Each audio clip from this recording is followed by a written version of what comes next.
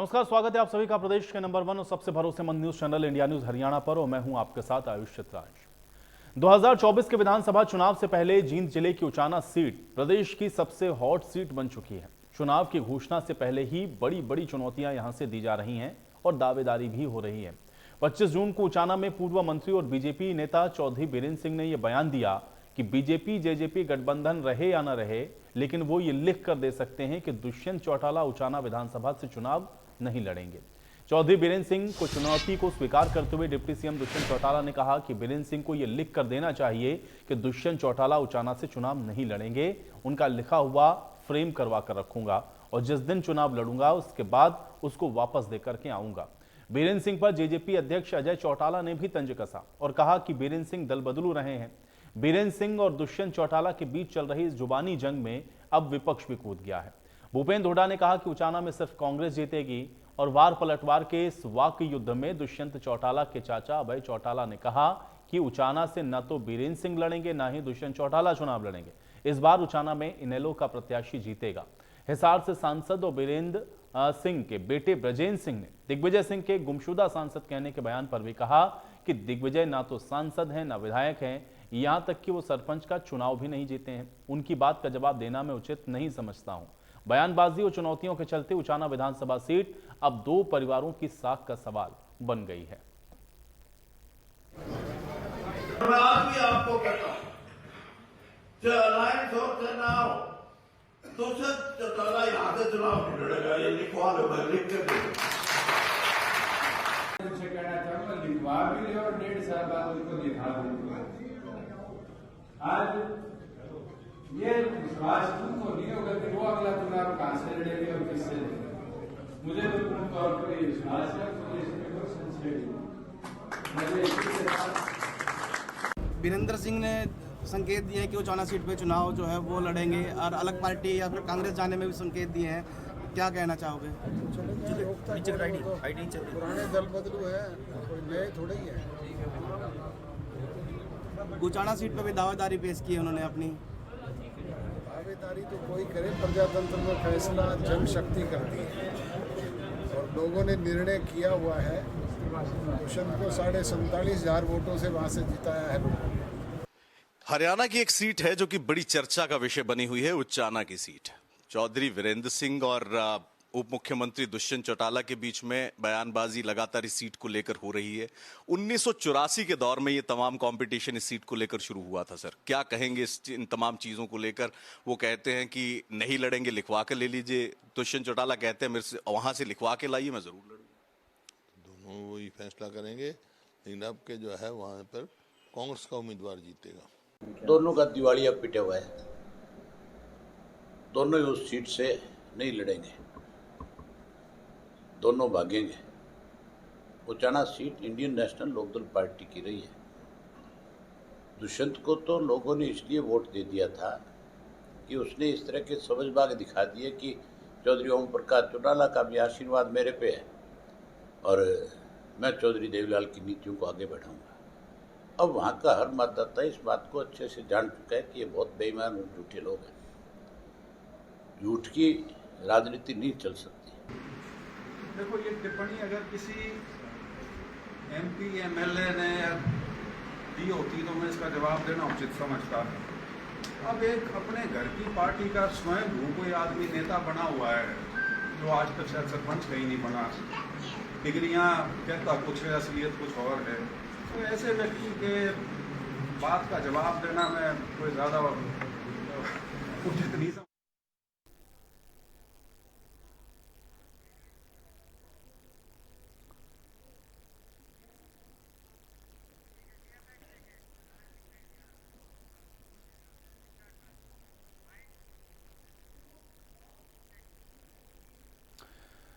तो हालांकि आप देख रहे हैं कि चुनाव तो 90 सीटों पर होना है, लेकिन उचाना सीट की चर्चा सबसे ज्यादा है। तो एक बार उचाना सीट के बारे में और विस्तार पूर्वक आपको ग्राफिक के जरिए भी बताते हैं। इतिहास इसका दरअसल क्या रहा है, कौन कौन अभी तक इस सीट से जीता है, कब कब इस सीट से जो कैंडिडेट्स हैं उनको जीत मिली है, एक बार इसको आप समझ लीजिए।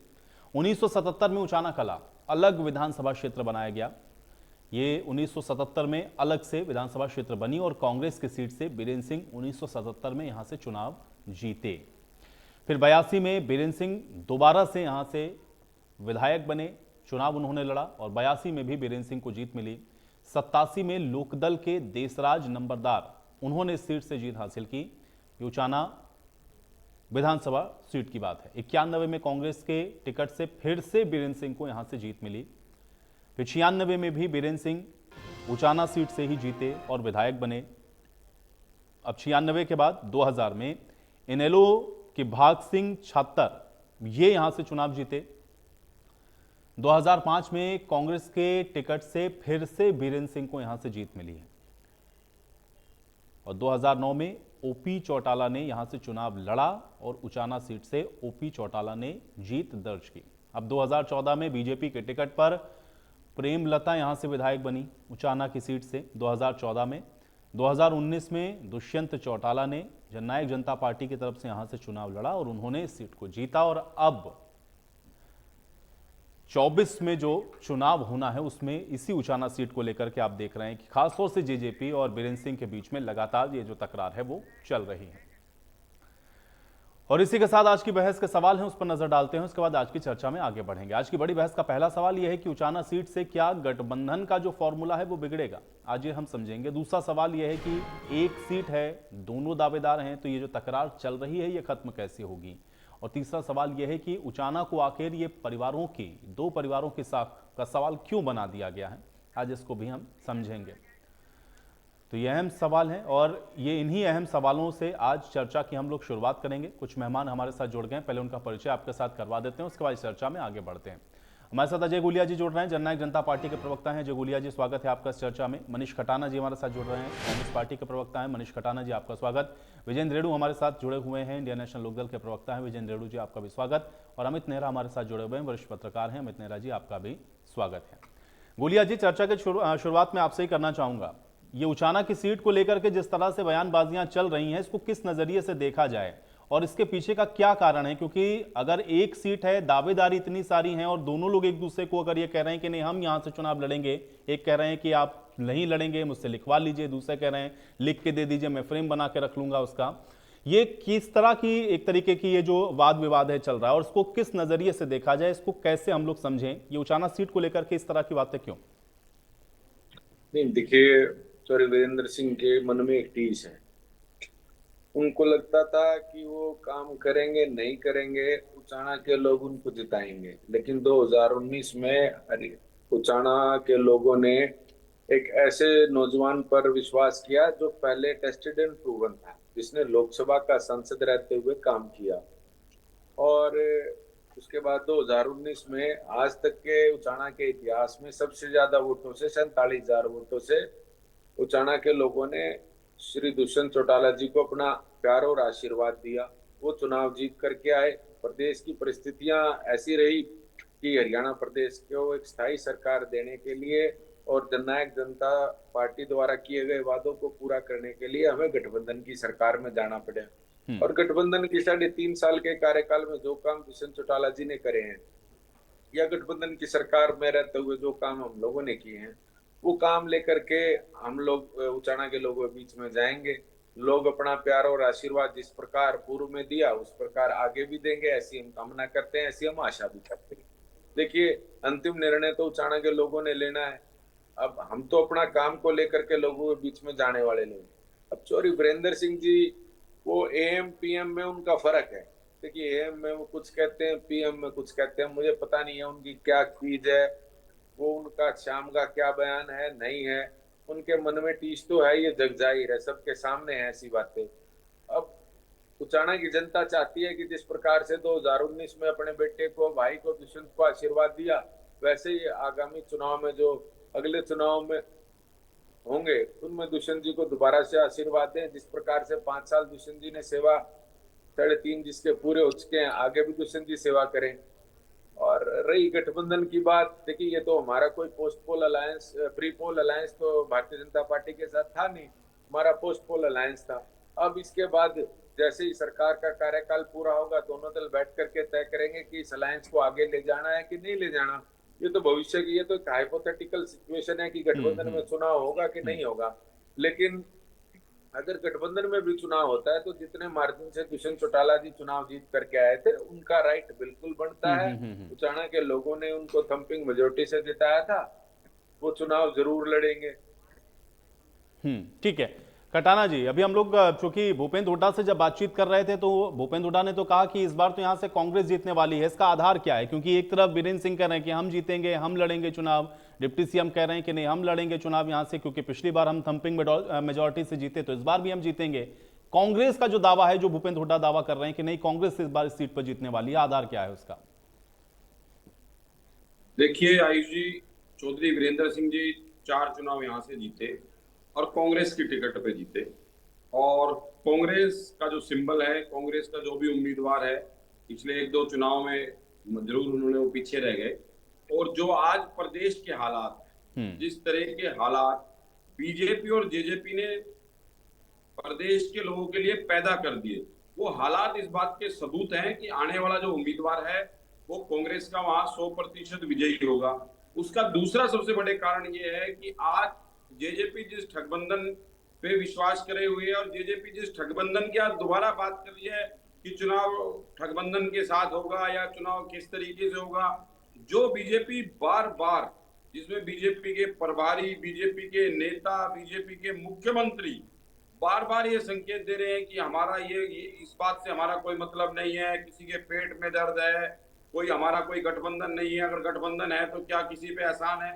जिस तरीके की बातें हैं, हमारे हरियाणा में बड़ी एक देसी कहावत है, जहां आदमी का मान सम्मान नहीं होता वहां आदमी को जाना नहीं चाहिए। लेकिन जेजेपी का जिस तरीके से बीजेपी लगातार तिरस्कार कर रही है, चाहे वो बीजेपी के मुख्यमंत्री हो, चाहे प्रभारी हो, चाहे बीजेपी के पूर्व मंत्री हो, उसके बाद भी जेजेपी इस उम्मीद पे बैठी हुई है कि शायद हम गठबंधन में चुनाव लड़ेंगे। तो ये अपने आप में एक बहुत ही सोचने का विषय है, बड़ी चिंतनीय बात है। मुझे लगता है सबसे पहले मान सम्मान की बात होनी चाहिए, चाहे वो हरियाणा प्रदेश के लोगों की बात हो, चाहे वो किसी भी नेता की बात हो, चाहे वो किसी भी पार्टी से हो। लेकिन आज मान सम्मान को खोकर जिस तरीके से ये ठगबंधन ये चल रहा है, ये स्वार्थ की राजनीति चल रही है और पूरा प्रदेश इससे वाकिफ है। प्रदेश में जो बड़े बड़े घोटाले बीजेपी और जेजेपी के राज में हुए, आज प्रदेश का चाहे वो बेरोजगार युवा है, चाहे वो बुजुर्ग है, चाहे वो सरपंच है, चाहे वो कर्मचारी है, हर वर्ग इस सरकार से दुखी है। यही कारण है कि आदरणीय चौधरी भूपेंद्र सिंह हुड्डा ने कहा कि कांग्रेस का जो भी उम्मीदवार होगा वो उचाना कला से इस बार हरियाणा में सबसे पहले जीत दर्ज कराएगा। और जिन लोगों को ये गलतफहमी है कि वो 47,000 वोटों से जीते हैं, तो उनकी गलतफहमी दूर होने का काम भी होगा, क्योंकि लोगों में बहुत सारी चीजें थी। इन लोगों ने बीजेपी के खिलाफ वोट मांगी, एक ने कहा था 70 पार, दूसरे ने कहा था जमुना पार, लेकिन हरियाणा की जनभावनाओं को करके दरकिनार दोनों मिल बैठे यार। तो ये हरियाणा की जनता, हरियाणा का किसान, हरियाणा का युवा, हरियाणा का बेरोजगार, हरियाणा का सरपंच, हरियाणा का कर्मचारी, हरियाणा, ठीक है। वो खटाना जी, अब ये तो कर्मचारी और व्यापारी और पूरी प्रदेश की जनता यही तय करेगा, लेकिन चूंकि अब इसकी चर्चा है तो हम लोग भी थोड़ा इसको और समझते हैं। विजेंद्र रेड्डी जी, अभय चौटाला जी से जब हम लोगों ने ये सवाल पूछा तो उन्होंने तो बिल्कुल और 2 हाथ आगे बढ़ते हुए कहा कि ना तो बीजेपी ना जेजेपी, इंडियन नेशनल लोकदल यहां से जीतने वाली है। अब इसका आधार क्या है? हाँ देखिए आयुष जी, बिल्कुल स्पष्ट आधार है। जैसे अभी आपने भी ग्राफिक के जरिए बताया कि 1977 में जब ये अलग विधानसभा बनी और उसके बाद या तो चौधरी वीरेंद्र सिंह जी ने यहाँ से इलेक्शन जीता या फिर इंडियन नेशनल लोकदल पार्टी ने इलेक्शन जीतने का काम किया। मोस्टली यही फिगर आपने बताने का काम किया है और ये सत्य है। लेकिन भाजपा और जेजेपी तो यहाँ न कभी इलेक्शन जीतती और ना कभी थी। एक बार दुष्यंत जी जीत के और एक बार भाजपा की टिकट पर प्रेमलता जी आई थी। तो इसके अलावा जो कांग्रेस के कैंडिडेट उतरा करते या इनेलो के कैंडिडेट उतरा करते, ये दोनों के बीच में ही सीट रहा करते थे और ज्यादा इसके ऊपर प्रभाव इंडियन नेशनल लोकदल पार्टी का ही रहा है, क्योंकि इंडियन नेशनल लोकदल पार्टी के चौधरी ओम प्रकाश चौटाला जी भी जीते, भाग सिंह जी भी जीते, देशराज नंबरदार जी भी जीते और आगे भी इंडियन नेशनल लोकदल पार्टी ही इस सीट को जीतने जा रही है। क्योंकि देखिए जिस प्रकार से दुष्यंत चौटाला जी ने ये इलेक्शन जीता लगभग 47,000 वोटों के मार्जिन से, तो इससे हम ये निष्कर्ष निकाल सकते हैं कि जो चौधरी वीरेंद्र सिंह जी का ये हल्का की जो जमीन है वो खिसक चुकी है। अदरवाइज इतना बड़ा मार्जिन नहीं हुआ करता हार का, इनकी तो जमीन वैसे खिसक चुकी है। और जो आदरणीय दुष्यंत चौटाला जी जो हमारे उप मुख्यमंत्री जी हैं, उनकी इस वजह से खिसक चुकी है क्योंकि स्वयं, देखिए समझने वाली बात ये है कि स्वयं भाजपा के प्रभारी विपल देव ने उचाना में जाकर के टिकट डिक्लेयर करी प्रेमलता की, यानी कि वो नहीं चाहते कि यहाँ से दुष्यंत चौटाला इलेक्शन लड़ेंगे।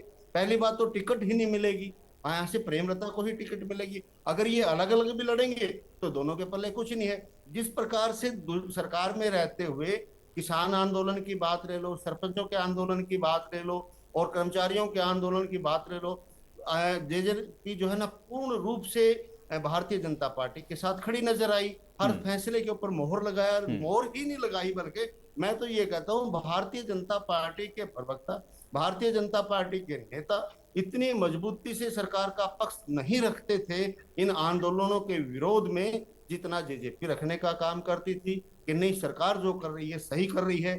चाहे वो कोरोना काल के टाइम की बात हो, ऑक्सीजन कमी है, ये है वो है, नहीं है, चाहे किसान आंदोलन की बात हो। तो जब सभी ग्रुपों के खिलाफ बीजेपी से भी ज्यादा आवाज जो है जेजेपी ने अपना पक्ष रखने का काम किया, तो ये ग्रुप इनसे वैसे ही कट चुके हैं। और उधर से भारतीय जनता पार्टी भी कहीं ना कहीं इनको टिकट नहीं देगी अगर गठबंधन में भी लड़ेंगे, और अलग लड़ेंगे तो फिर वैसे कुछ ही नहीं है। तो अब न तो वीरेंद्र सिंह जी का वहां कुछ बचा है क्योंकि 2019 के इलेक्शन ने दिखा दिया है, और अब जेजेपी ने क्योंकि ऐसे जनविरोधी नीतियों का समर्थन करने से जेजेपी का भी अब वहां कुछ नहीं रहा है, तो वहां इंडियन नेशनल लोकदल पार्टी ही जीतेगी क्योंकि इंडियन नेशनल लोकदल पार्टी ने वहां के लोगों के मन दिलों को जीत रखा है। जब शासन की बात हो चाहे बिना शासन की बात हो। चलिए, आपने आधार बता दिया, आपने आधार बता दिया। मैं गुलिया जी से इसका जवाब लूंगा, लेकिन उसके पहले नेहरा जी, ये 77 से पूरा हम लोगों ने सारी चीजें दिखाई और बताया भी कि कहां कहां कब कब कौन कौन जीता, लेकिन इस बार ये 24 के चुनाव से पहले जिस तरह से हम लोगों को यहां पर एक दूसरे से आरोप प्रत्यारोप या एक दूसरे के ऊपर हम लोग देख रहे हैं कि लगातार बयानबाजियां चल रही इस सीट को लेकर के, इसके पीछे की वजह आपको क्या नजर आ रही नेहरा जी? देखिए आयुष, जो जींद जिला है, खासकर जो बांगर एरिया, उसको हरियाणा की राजनीतिक राजधानी माना जाता है। ऐसा राजनीतिक हलकों में एक ये माना जाता है, सोच लिया जाता है कि जींद से जो जीते गए पार्टी वो सरकार बनाने में समर्थ हो जाएगी, क्योंकि पॉलिटिकल काफी अवेयर हैं ये लोग जींद से, और जिसका भी साथ देते हैं तन मन धन से साथ देते हैं जी। चौधरी अपने देवीलाल जी ने 1987 में जो थम्पिंग मेजोरिटी प्राप्त की थी, तो वो भी जींद जिले से उन्होंने शुरुआत की थी, वहीं से ही बड़ी रैली करके। और दुष्यंत चौटाला ने अपनी जो नई पार्टी बनाई थी, तो आपको ध्यान होगा कि पहली रैली भी जींद से ही उन्होंने शुरू की थी। बहुत बड़ी रैली से उन्होंने आगाज किया। तो हमें ये देखना पड़ेगा कि जो हरियाणा में पॉलिटिकल हलचल होती है, राजनीतिक हलचल होती है, तो जींद का उसमें अहम रोल है। अब ये जो बात है, बयान है, तो इसके राजनीतिक अर्थ आप समझिए। इसमें चौधरी वीरेंद्र सिंह ने कहा है कि मैं लिख के दे सकता हूं कि दुष्यंत चौटाला यहां से चुनाव नहीं लड़ेंगे। इसमें समझने वाली बात यह है कि उन्होंने ये नहीं कहा कि वो यहाँ से हार जाएंगे, बुरी तरह हारेंगे, जमानत जब्त हो जाएगी उनकी, उन्होंने कहीं नहीं कहा ये। तो इसका एक अर्थ है कि वो यहाँ से चुनाव नहीं लड़ेंगे। इसका मतलब ये है कि कहीं ना कहीं हो सकता है कि बीजेपी उनसे बयान दिलवा रही होगी, ठीक है ना, क्योंकि विप्लव देव का उचाना में आना, जो अपने बीजेपी के प्रभारी हैं, प्रदेश प्रभारी जी, उनका ये कहना कि यहाँ से प्रेमलता को मैं प्रेमलता दीदी उन्होंने शब्द यूज किया, उनको चुनाव में जितवा के विधायक बनाऊंगा। और उसके बाद फिर वीरेंद्र सिंह का ये कहना कि दुष्यंत यहाँ से चुनाव नहीं लड़ेंगे। तो ये एक, मुझे लगता है कि एक लिटमस टेस्ट कर रही है बीजेपी, भाई जेजेपी इस पे क्या रिएक्ट करती है, ठीक है ना। इंट्रा पॉलिटिक्स भी होती है पार्टियों के बीच में, बेशक इनका गठबंधन है, लेकिन वो पोस्ट पोल अलायंस है, आपको पता है। अब जो इलेक्शन होना है तो उसमें ये बयान बड़ा महत्वपूर्ण हो जाता है। और सबसे बड़ी बात ये है, आप चलो उचाना के कद्दावर नेता है, बांगर के कद्दावर नेता माना जाता है इनको, चौधरी वीरेंद्र सिंह को। हालांकि वो 2-3 बार चुनाव हार भी चुके हैं, जैसे चौधरी ओम प्रकाश चौटाला ने उनको हराया, उनकी पत्नी को दुष्यंत चौटाला ने हरा दिया। उसके बावजूद उनका वजूद है। और वजूद इस बात से भी प्रूव होता है कि जो बीजेपी पार्टी जो ये कहती है कि हम परिवारवाद के खिलाफ हैं, उनकी क्या मजबूरी थी कि चौधरी वीरेंद्र सिंह एक समय केंद्र में मंत्री थे बीजेपी के, उनके बेटे सांसद थे हिसार से, और उनकी पत्नी विधायक थी। एक परिवार के 3-3 लोग सत्ता में, और वो भी जो परिवारवाद का विरोध करने वाली पार्टी। तो इसका मतलब ये है कि कहीं ना कहीं वीरेंद्र सिंह वजनदार नेता हैं बीजेपी के लिए और महत्वपूर्ण नेता हैं। तो हो सकता है कि बीजेपी की शरारत हो ये देखना कि दुष्यंत चौटाला कैसे रिएक्ट करते इस पे, जेजेपी कैसे रिएक्ट करती है, बांगर कैसे रिएक्ट करता है, हरियाणा कैसे रिएक्ट करता है, ठीक है ना। तो ये सारी चीजें आगे जब समय आएगा तो साफ होती चली जाएगी कि इसकी वजह क्या है।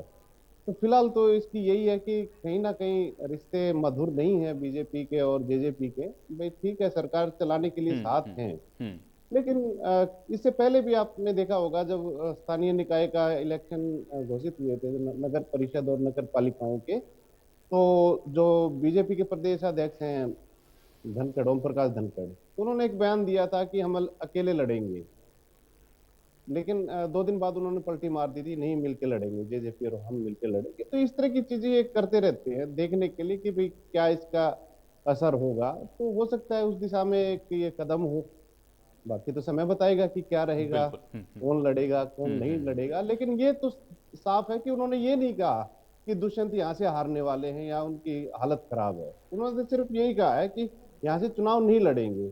नहीं लड़ने का मतलब ये है अगर यहाँ पे गठबंधन हुआ बीजेपी का और जेजेपी का, तो मेरी दावेदारी सबसे मजबूत होगी। मुझे तो ये लगता है। ठीक है, आपने उसका जो मायने बताया मैं उसको थोड़ा और समझूंगा। गुलिया जी जवाब दीजिए, क्योंकि यहाँ बहुत सारी बातें उठी हैं सीट को लेकर के, जवाब दीजिए।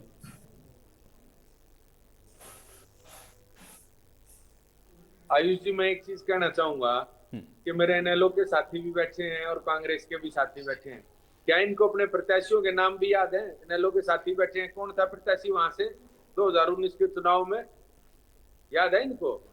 कांग्रेस के भी साथी बैठे हैं, अपने प्रत्याशी का नाम बताएं, कौन था इनका प्रत्याशी? दोनों को साफ चूम गया इंडियन नहीं होगा भाई। हाँ, अरे क्यों नहीं? सतपाल था हमारा प्रत्याशी ने लोग, सतपाल सच्चा खेड़ा वाला उचाना से 768 वोट आई थी, 768 वोट। कितनी भी आई हो, वोट कितनी आई, वोट की बात थोड़ी है।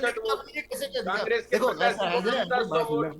ऐसे बात नहीं आते वोट। आप यहाँ पे नहीं ठीक है, लेकिन विजेंद्र रेड्डी जी को कम से कम कैंडिडेट का नाम तो याद है, उन्होंने नाम बता दिया। ठीक है, आगे बढ़ते हैं।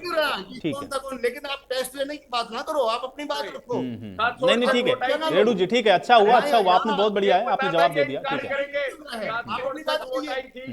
ठीक है रेड्डी साहब, अभी जवाब ले लेते हैं। नहीं ठीक है, प्रदेश की जनता देख रही है। 92,000 वोट वाले व्यक्ति को तो ये कह रहे हैं उनका कुछ पता नहीं है, 68 वाले जीत के आएंगे। ये हरियाणा प्रदेश के लोग हंसेंगे, के लोग हंस रहे हैं। जवाब लेते जवाब रेडू साहब अभी गुलिया जी का समय। ठीक है, अरे रेडू साहब ठीक है, आपकी बात आ गई। आपने कहा कि भाई ठीक है, कोई हारा कोई जीता, चुनाव में एक ही कैंडिडेट जीतेगा और हमेशा ऐसा ही होता है, एक ही जीतता है, ऐसी कोई बात नहीं। लेकिन ठीक है, आपने बता दिया, आपको नाम याद है।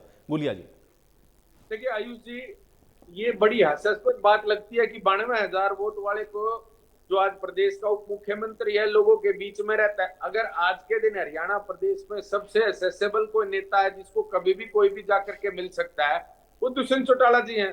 उचाना के लोगों ने जो प्यार और आशीर्वाद उनको दिया, उसको बखूबी निभाने का वो काम कर रहे हैं। उचाना के लोगों के बीच में रहते हैं। जब भी इस प्रकार की ये बयानबाजी इनकी तरफ से आती है, दुष्यंत चौटाला जी उचाना के अंदर ही होते हैं। वो जब उचाना के अंदर होते हैं तो पेट में दर्द किसके होता है, किस प्रकार की बयानबाजी आती है, वो सब मेरे कहने की बात नहीं है।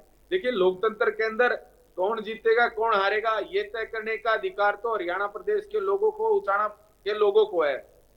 लेकिन हम लोग वो लोग हैं जो काम हम लोगों ने किया है। 17% वोट लोगों ने दिया था, 10 सीटें हमारी आई, सरकार में भागीदारी हमने एक स्थायी सरकार देने के लिए की। उसके बाद जो हमने काम करे वो काम लेकर के लोगों के बीच में जाएंगे। इनकी तरह ये कह करके नहीं जाएंगे उसका कुछ बचा नहीं, उसके पल्ले कुछ नहीं है, उसके क्या है। हम तो सीधी बात करने वाले लोग हैं।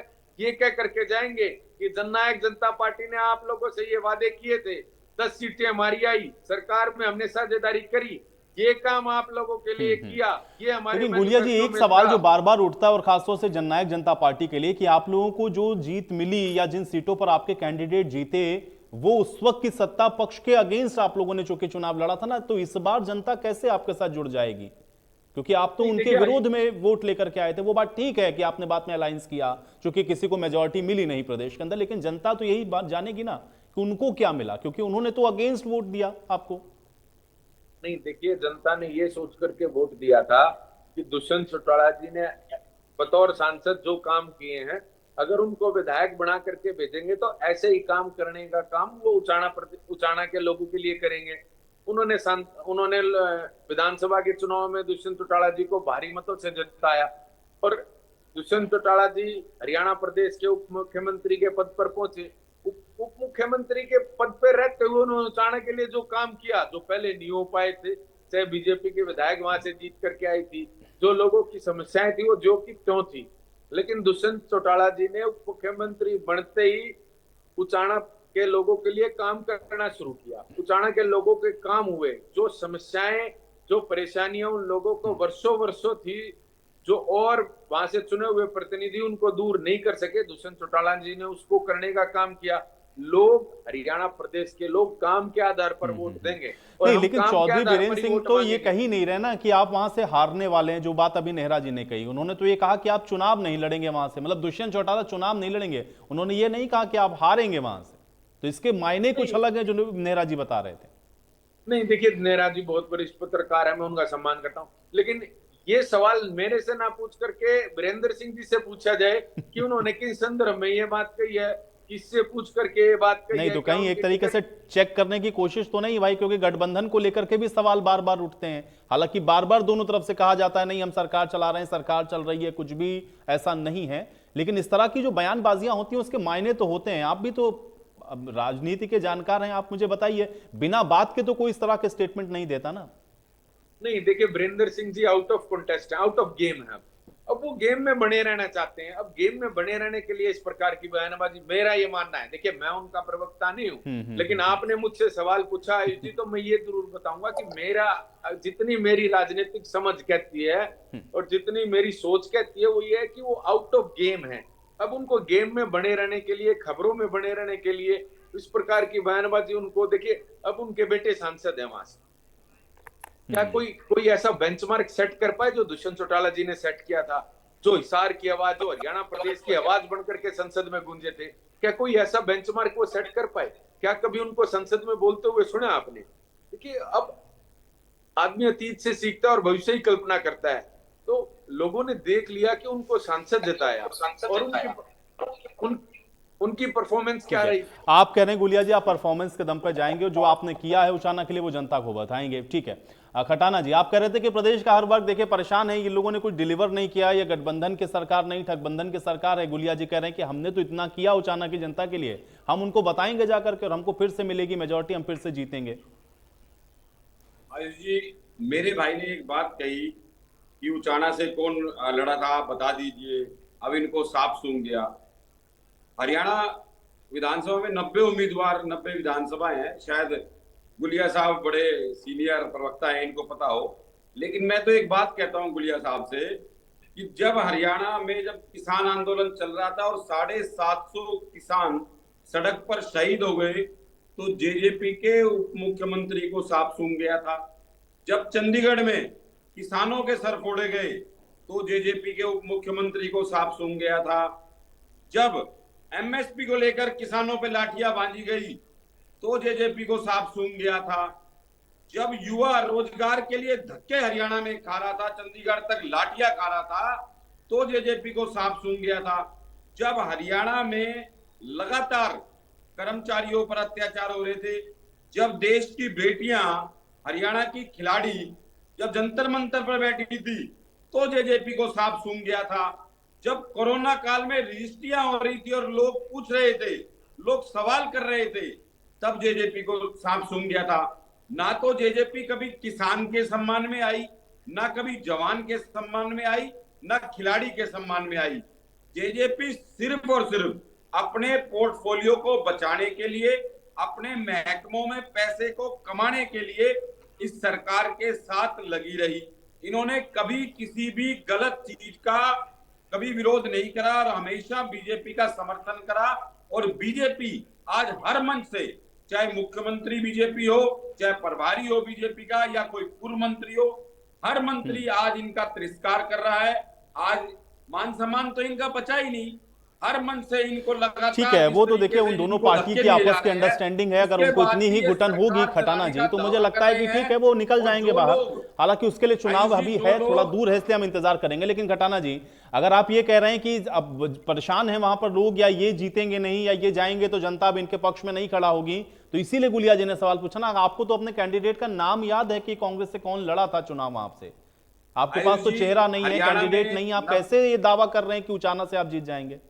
हरियाणा में 90 विधानसभा है और किसी भी प्रवक्ता को ये नहीं पता कि 90 विधानसभा में 90 उम्मीदवारों के नाम आप इनसे पूछ लो। मैं गुड़गांव जिले से आता हूं, मैं अपने आसपास के 10 जिलों को मैं ये कह रहा हूँ, आज चर्चा उचाना पे है कि गुड़गांव पे है। 4900 वोट आई थी। मैं ये बता रहा हूँ कि भाई आपकी 4900 वोट दी थी उचाना की जनता ने, आपका ये मान सम्मान करा था। हमारा तो क्या करा था आपको? नहीं खटाना जी, आज चर्चा सिर्फ एक सीट की है, 90 सीट की नहीं है। लेकिन उचाना पर जीत का जो दावा है कांग्रेस पार्टी का, वो मजबूत क्यों है? पेंशन पे दी थी। अरे 4900 वोट दी आपको। अरे मान सम्मान में बता दूं, 5100 रुपए पेंशन करी अपनी। देखिए आपने अपने मैनिफेस्टो में जब गठबंधन करा, आपने ये बोला कि 5100 पेंशन करेंगे। राज्यसभा बोले हमने कोई वादा नहीं करा। अगर खट्टर साहब आज पेंशन के लिए मना कर रहे हैं तो समर्थन किस बात का?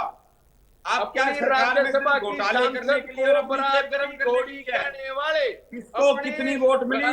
हम 31 सीटें जीते। प्रदेश अध्यक्ष साहब को लास्ट के 15 दिन में कमान मिली, लास्ट के 15 दिन में 31 सीटें जीते। 2024 में हरियाणा का युवा, हरियाणा का बेरोजगार, हरियाणा का किसान, कर्मचारी और खिलाड़ी फिर से हुड्डा साहब के सम्मान में कांग्रेस को 70 पार। आपने तो सिर्फ नारे लगाए थे बीजेपी ने, आपको इस बार 70 पार करके दिखाएंगे। आप भाई एक सवाल है मेरा इनसे, गुलिया साहब कह देते हैं मेरा आपसे सवाल है, क्या आपने पेंशन 2009 में हजका के विधायक भूपेंद्र हुड्डा का फोटो लगाकर चुनाव में लड़े थे क्या? 2009 में हजका के जो विधायक जीत करके आए थे, चौधरी भूपेंद्र सिंह हुड्डा के नाम पे वोट मांगी थी क्या? चौधरी भूपेंद्र सिंह हुड्डा का फोटो लगा करके चुनाव मैदान में थे।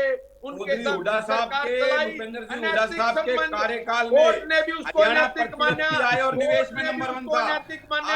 अब गठबंधन को ठगबंधन कहेंगे तो भाई कोई पार्टी ऐसी नहीं जिसने गठबंधन न किया हो, इसलिए मुझे लगता है कि इससे थोड़ा सा बचना चाहिए। बहरहाल ठीक है, ये जनता पे छोड़ देते हैं हम लोग। ये जनता फिर से तय कर देगी, उचाना की जनता भी ये तय कर देगी कि वो कांग्रेस के साथ खड़ी है, कि वो जेजेपी के साथ जाएगी, कि वो इंडियन नेशनल लोकदल के साथ जाएगी। इसके लिए चुनाव हम लोग इंतजार करते हैं। विजेंद्र रेड्डी जी, जो बात आप कह रहे थे वो कैंडिडेट पे ही जाके अटक गई कि आपके कैंडिडेट को इतने वोट मिले और आप ये कह रहे हैं कि नहीं इस बार हम जीतने वाले हैं, इनके पल्ले कुछ नहीं है या इनके हिस्से कुछ नहीं है, ऐसा क्यों? 768 वोट है भाई। तो मैं शहर स्वीकार करता हूँ, राजनीति 50 बार मैंने स्वीकार की है कि 2019 का वक्त इंडियन नेशनल लोकदल पार्टी के लिए बहुत बुरा वक्त था और हमारे को केवल मात्र 2.5% वोट मिले और हमारे को केवल मात्र एक विधायक मिला। ये सच्चाई है, रिकॉर्ड की बात है, इससे मना कौन करता है बताइए? सत्य है ये।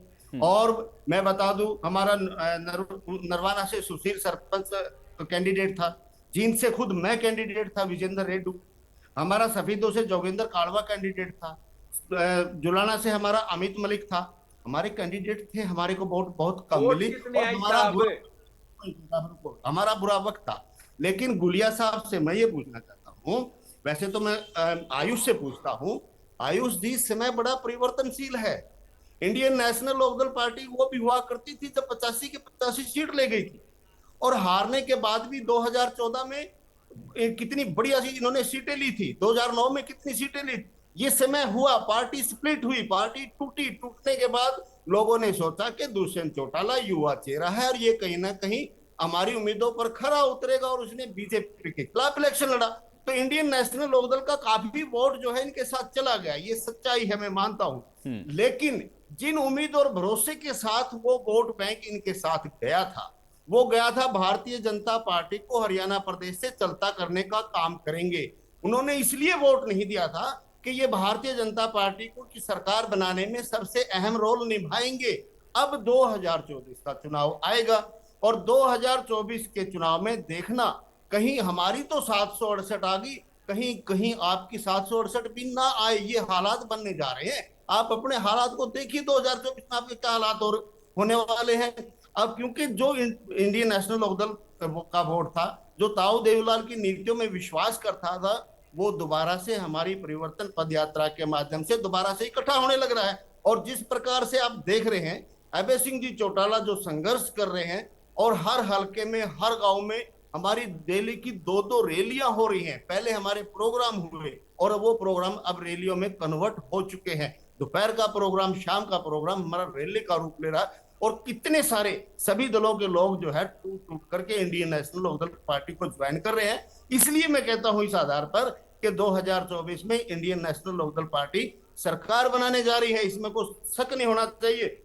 और फिर हम डिबेट पर बैठेंगे, फिर हम 90 के 90 हलकों की वोट परसेंटेज लेकर के बैठेंगे कि भाई आप बताइए अब आपके कहां पर कितने वोट आए। और फिर आप इस बात के लिए आपको गलानी होगी कि हाँ उन्होंने जो बात कही थी। नहीं, लेकिन वही आधार तो देखिए अभी खटाना जी भी बता रहे थे ना, उन्होंने कहा कि ये तो नारे लगाते रहे 70 पार 75 पार, हम तो करके दिखाएंगे। तो अगर ये 70-75 पार होने वाले हैं तो फिर इंडियन नेशनल लोकदल को कैसे उम्मीद है? आप कह रहे हैं कि आपकी परिवर्तन यात्रा में लोग आ रहे हैं, वो कह रहे हैं कांग्रेस के ऊपर अब लोग भरोसा कर रहे हैं क्योंकि कांग्रेस के दौर को याद कर रहे हैं, भूपेंद्र हुड्डा के दौर को याद कर रहे हैं। ये ग्राउंड पर कैसे होगा? क्योंकि यहाँ गुलिया जी कह रहे हैं कि नहीं हमने उचाना के लिए काम किया, हम तो जीतेंगे वहां से। अच्छी बात है, सभी कहते हैं, मैं भी कहता हूं हम जीतेंगे, ये भी कहे। नहीं तो पॉलिटिकल पार्टी तो ये कहेंगी ना, तो मैं इसको आप लोग सिर्फ कहेंगे ऐसे मान लूं कि इसके पीछे के कोई ठोस आधार है? नहीं, मैंने आपको आधार दिया आयुष जी, मैंने आपको पूरा आधार दिया।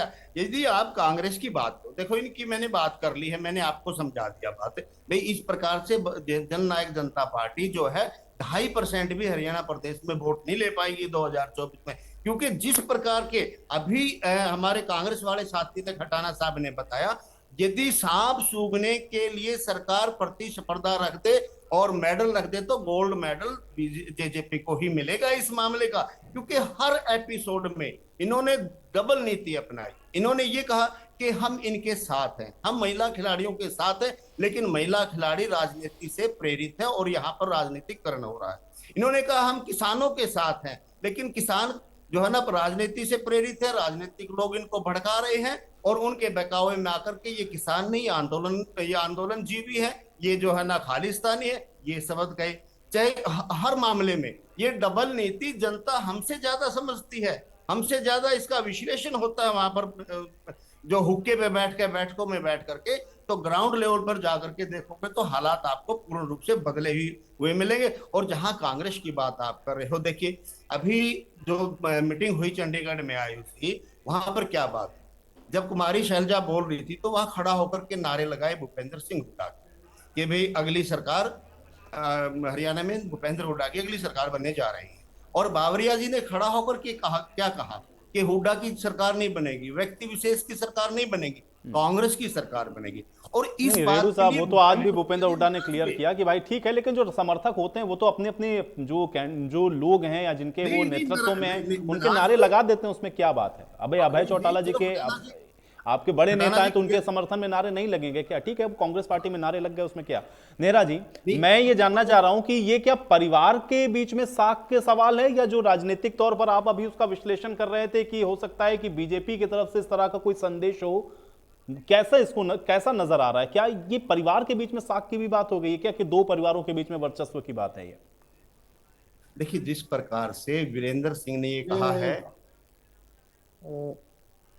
देखिए आयुष, दोनों ही बात हैं। पहली बात तो हमें ये समझना पड़ेगा कि चौधरी वीरेंद्र सिंह का व्यक्तित्व कैसा है। मुझे जो लगा है अभी तक तो वीरेंद्र सिंह कुछ उन गिने चुने राजनेताओं में से एक हरियाणा के जो राजनीतिक रूप से सच्चे और ईमानदार, मैं खुले मन से स्वीकार करता हूँ इस बात को। क्योंकि एक छोटा सा मैं उदाहरण देना चाहूंगा आपको, बड़ा इंटरेस्टिंग है ये।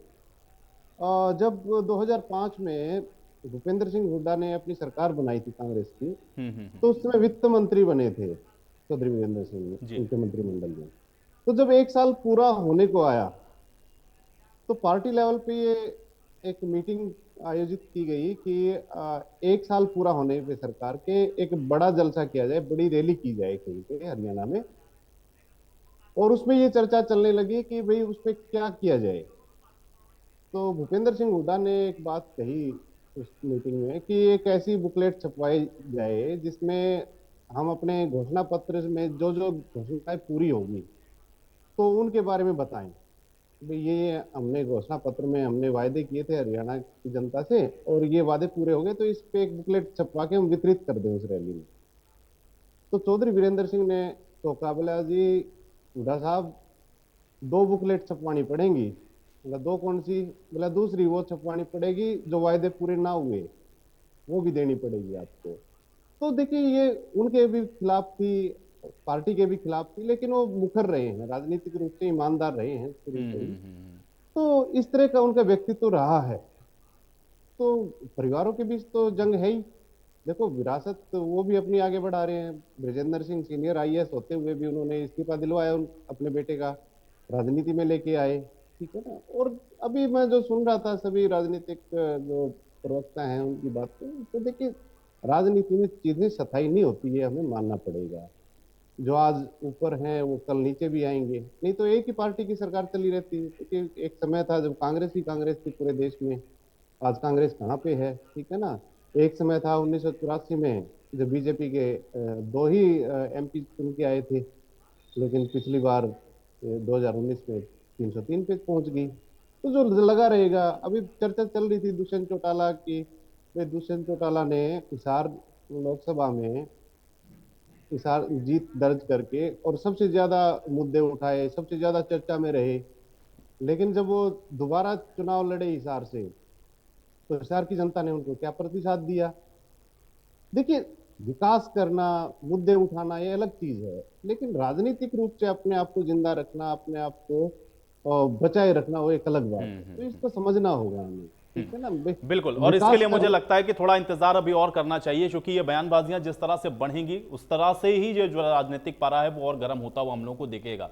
शुक्रिया आप लोगों का समय निकालने के लिए, चर्चा का हिस्सा बनने के लिए। तो हालांकि उचाना सीट को लेकर के आप देख रहे हैं कि लगातार बयानबाजियां चल रही हैं, लेकिन इन बयानबाजियों के पीछे क्या है और इसके मायने क्या है, ये देखना उससे भी ज्यादा महत्वपूर्ण है। आज बड़ी बहस में मेरे साथ फिलहाल इतना ही।